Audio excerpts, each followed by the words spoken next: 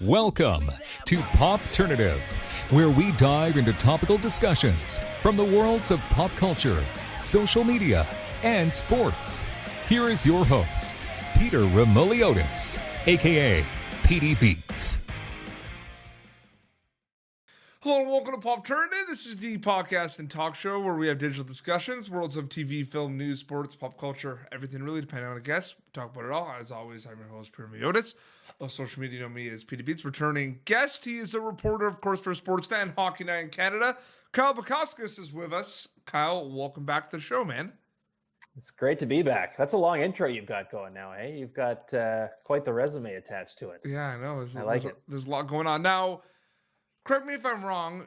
First time you came on the show was kind of the surprise. We didn't know what was going on, and Jonathan Torrens showed up with us. So that was your first time on the show, right? Yeah, I think so. And then we did an Instagram in a live. Pinch, you needed an extra guest. Yeah, and I think we did an Instagram live. So technically, This is your third time on the show.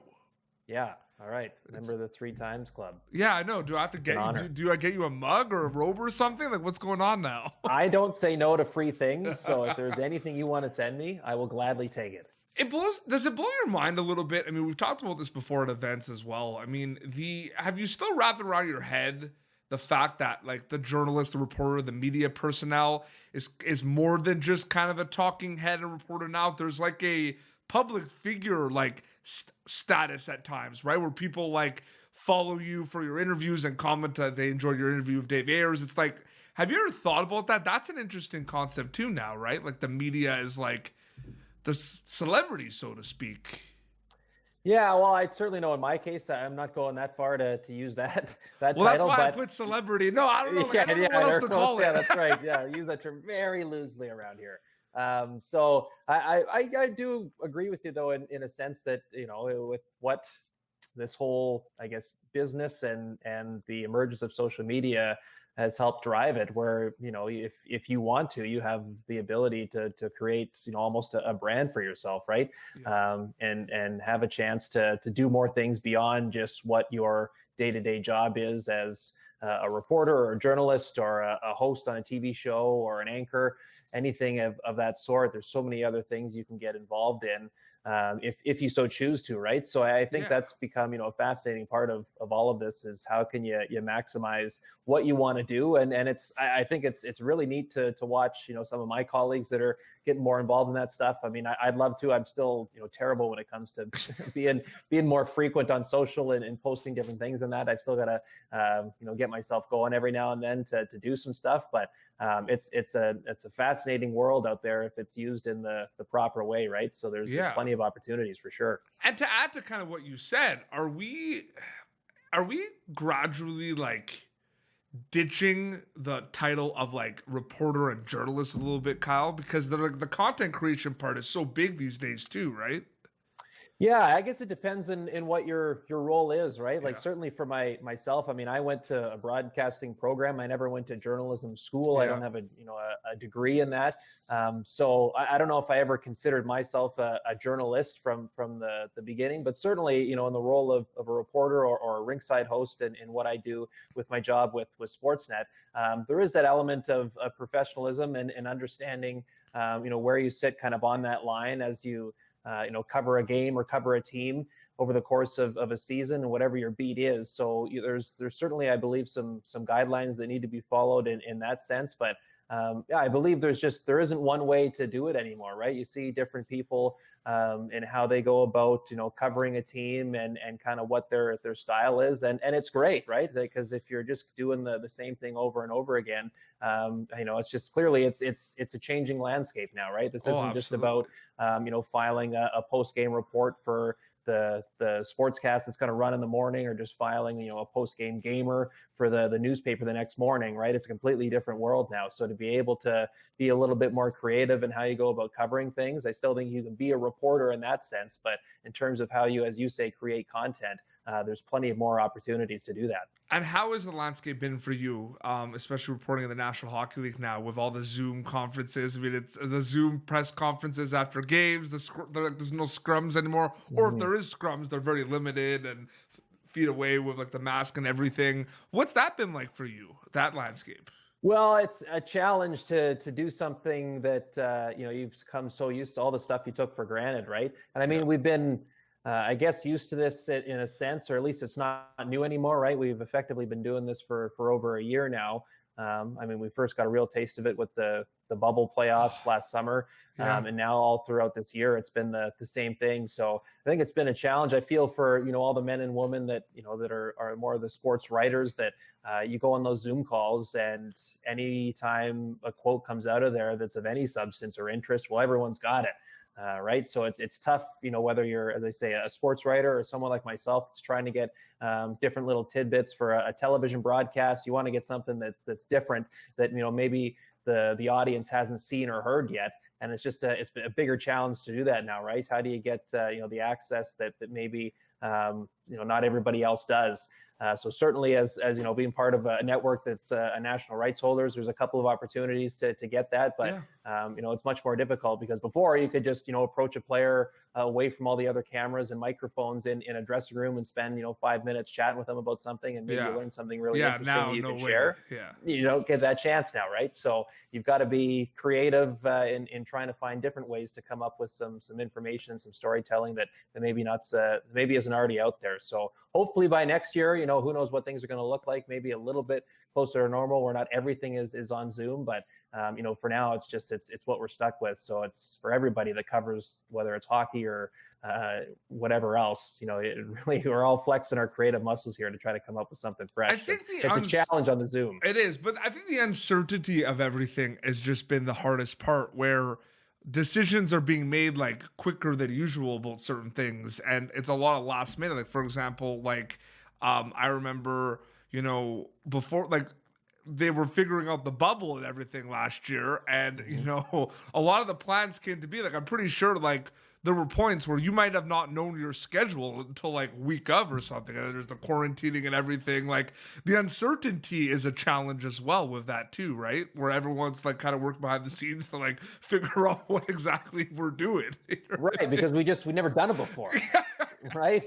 That's why. So there was, a time where I thought I was going into the bubble in Edmonton, and then, plans changed and it didn't end up happening, but it was a very fluid situation. And so, it doesn't matter. It's not just exclusive to what I do for work. Everyone's been being affected by this in their job. And so it's just being open to being flexible and having to adjust on the fly, right? The amount of people that have now been working from home for over a year now, that they never would have anticipated being in that situation. It's just all about, adjusting. And certainly some things are easier than others, but and in that sense, we didn't know what was going to come or how it was all going to look really until you got there, because whether it's the bubble or even covering the season now, it's just a scenario that we've never been in before. Absolutely. You were recently a guest on one of the hottest new sports shows on YouTube, the Wally of a Thought Show. You were a guest on that show recently. Great show. Great guys. For people that are listening to here, subscribe to them. It's great. It's a great interview show. Great guests. And you were talking a little bit about this, but I definitely wanted to ask you. I've asked you before. We've talked about kind of highlight interviews for you that you've been able to do. You're excited, but were there any situations? Because the reason I brought up the Wally Thought is they bring up kind of they want the funny stories behind the scenes and everything, and sometimes the Thought doesn't even know Wally's gonna ask that or anything. Was there ever the interview that got away for you, an interview that you were supposed, because you mentioned the bubble, right? You were supposed to go in the bubble. Was there anything like that, or an interview that you wish you were able to do or something? Have you ever thought about that? Because you've done a lot of amazing interviews. I want to know about the interviews that you haven't had a chance to do yet. Is there anyone you haven't had a chance to interview yet, Kyle? You know what? I've been really lucky. I can't think of a time, Pete, where there's something lined up where I thought I was going to be able to speak to someone. It was going to be really cool, and then last minute, the rug was pulled out from under it or anything like that. I've had the chance, obviously, to talk to a lot of incredible athletes. Some of the best players in the world when it comes to the sport of hockey. I would love to one day, interview Paul Kariya, who was my childhood idol growing up. I've met him. I've spoken to him once or twice, and was a huge thrill for me. But to actually interview him would be something really cool. So I think that's still on my bucket list. But man, as far as things that maybe I thought were going to happen or hoped and ended up not, they happened. You've interviewed some good people. It's been cool to I've see been your really, journey. really fortunate. It's been really Totally. cool. It's interesting. You mentioned Paul Correa. I've had a chance to like. There's the new Mighty Duck show on Disney Plus, Hmm. so I've had the chance to talk to the new and the old Ducks. I just had Justin Wong play Ken Wu and Averman, Matt Doherty, and Connie Moreau, and everything. And like Yeah. that was like our childhood, man. Like those were the movies. Totally. I can't, like, the amount of times I would drag my mom down to Blockbuster to rent D2, The Mighty Ducks. I lost count. That was, for every reason. I owned D3 on VHS, but D2 was my favorite. Well, they And filmed that. They filmed that like at the pond at the time, or the Honda Civic Center, like the You're they right. called it the pond. Like it was filmed there, and they had like thousands of people. Like apparently that was like insane. Like I think Right. like, it was big scale and everything. Like Matt Doherty going into detail about that was like I had goosebumps. Like it was wild. And he called it the pond. And I'm Yeah, like, it's well, not the that's- yeah, pond 'cause it was- anymore. right, the Arrowhead Pond of Anaheim. That was the original name of it. It's amazing. What do you think is your favorite thing about being able to kind of do what you do? I mean, there's a lot of cool things. You get to talk to a lot of cool people. You get to watch a lot of cool sports, travel, and everything before COVID, of course. But like, is there anything that you can like think of or pick that you really enjoy that's rewarding about what you do as like a reporter journalist? I think there's a lot. I mean, you mentioned the travel. It's just neat to be able to witness some of these games and moments. I mean, you brought up the David Ayres night, to be actually there and to see it happening with your own eyes and be able to speak to the man of the hour afterwards. To be on the ice after the Stanley Cup has been presented. I've been fortunate to do that a couple of times. Just all that stuff that, growing up in a smaller town out on the west coast of Canada that just seemed a million miles away from me then as a kid, that I never could have even dreamed of being at, to do that and do it a few times. Man, I don't know how I got so lucky to be able to do that. And it just being on, part of the broadcast too, and the team and the amount of people, Yeah. the men and women that go into putting that show on the air, and to be able to play a small role in that, like that's cool. Like, when you've had a good show and like the trucks humming and, the guys or the guys and the women in the booth are on it and stuff, and you just when you've done a good job and had a good night. And so to be able to be part of that and to go wind down afterwards at the lobby bar of the hotel or wherever you end up, and just kind of take a breath and enjoy a job well done for an evening. I mean, that's a really neat part of it too, to be able to have a team that you're surrounded with, that everyone wants to do their best and to perform at the highest level for what we do. Yeah. Not unlike a team on the ice. It's just a different ball game in terms of our duties each evening, but that's a really cool part of it too. It's interesting because, my show, you've been on the past. I mean, like, when you do a lot of interviews, a lot of hits, and you do a lot of reporting, it's about like hockey. It's about the game, right? It's about like who's going to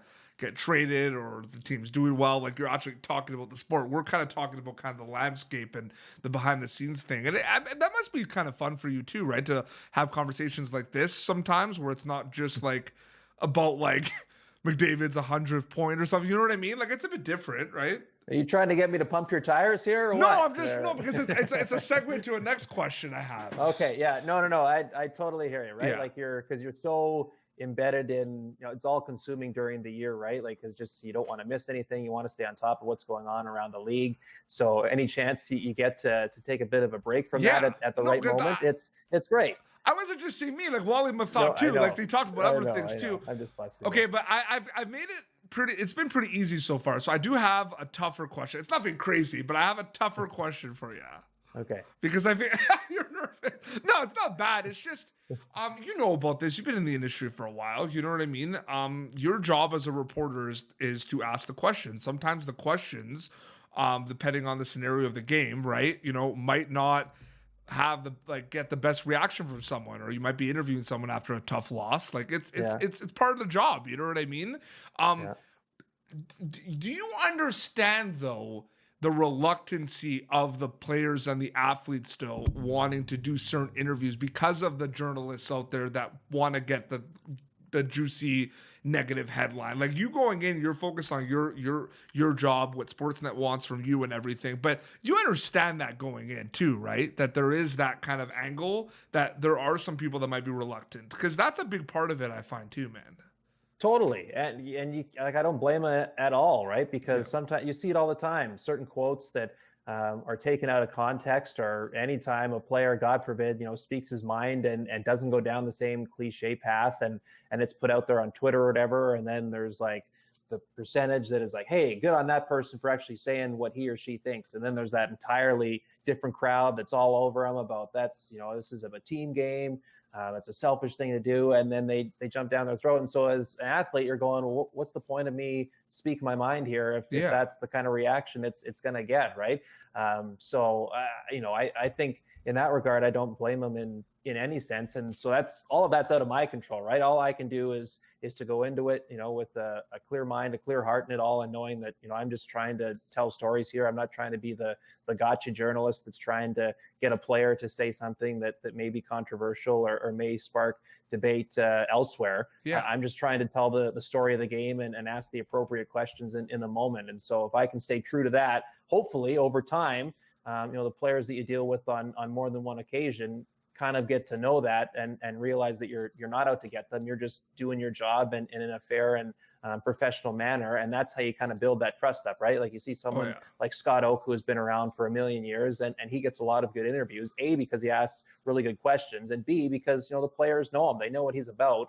And they're not trying to, he's not trying to sabotage anybody, right? He's just trying to do his job as a ringside host. And so there's a little bit more of comfort there. And you see it again for, the people that are in that position that have been doing it for a while and have built up that trust with players. Generally those types of interviews, you get a lot more out of it and are a lot more interesting as a viewer to watch. Yeah. And the reason I bring that up too, because I've talked to him about this too, like Nabil Karim, who's on ESPN now. I just remember, like, I always go back to when he did what Mark Masters does now, where he interviews the players after the World Juniors, right? And he interviewed like Ryan Nugent-Hopkins like right after they got eliminated. That was the lockout year where Canada was supposed to win the gold. And like, I just remember that's always the interview that seemed like the toughest interview to do.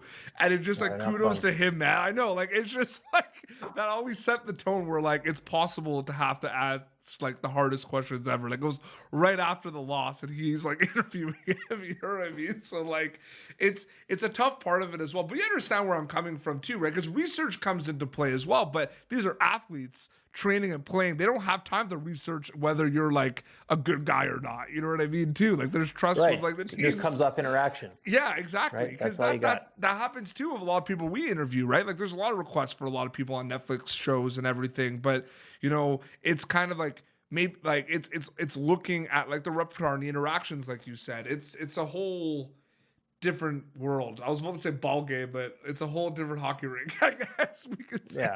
Yeah, both works. Absolutely. Kyle, thanks so much for coming back on the show, man. It was a pleasure to chat with you. Yeah, as always, man. Look forward to appearance number 4. Yeah, absolutely. You're on social media, right, Cousin Waldo, on Instagram? Yeah, actually, it's Sportsnet Kyle now on Instagram. I'm trying to streamline it a little more here. Yeah. Yeah, exactly. One time we actually played pickup hockey together on the same line. That's right. I know. And you were not happy with me. You know what? No, I was. I think there's room to grow in terms of our chemistry and stuff. We've got it on screen, but a little ways to go on the ice yet. I'm just, are you missing playing, man? Like, it's been tough. Yeah, and just because of my job, like, I wasn't involved in a bunch of leagues to begin with. But you played pickup hockey a good amount of times, though. A little bit here and there, more so in the summer, right, when I had a little more free time. But yeah, of course, you miss being active. I miss golfing. I miss going to play tennis, all of it right now. I know, it's crazy. Well, seriously, man, again, thanks so much for taking the time. It's always a pleasure to catch up with you. All right, buddy. Yeah. Anytime. Well, it's been Popternative, youtube.com/Popternative. Previous episodes. Till next time, this is Kyle Bukauskas and PD Beats signing off. Thank you for tuning in to Popternative. Make sure to check out our past episodes of Popternative on YouTube. Be sure to like Popternative on Facebook and follow us on Twitter. This has been an Autograph Communications production.